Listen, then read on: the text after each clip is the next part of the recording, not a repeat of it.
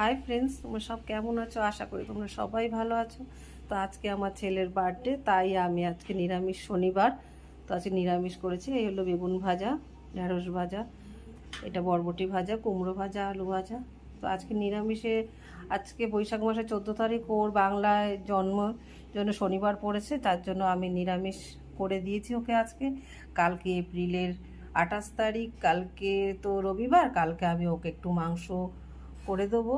ও যেটা ভালোবাসে আমি নিরামিষে সেটাই করেছি, বেশি কিছু করিনি। যে পনির করেছি, লাউ মুগ করেছি, চাটনি করেছি, পায়েস করেছি, আর এই 5 রকম মিষ্টি, এই মিষ্টিগুলোই ও একটু ভালোবাসে।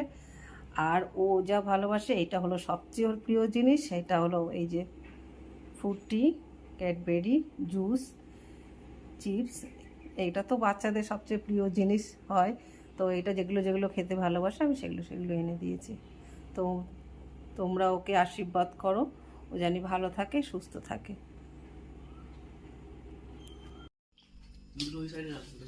তো তোমরা সবাই আমার ছেলেকে আশীর্বাদ করো। দেখো আমার ছেলে খেতে বসে গেছে ওর প্রিয় খাবারগুলো নিয়ে।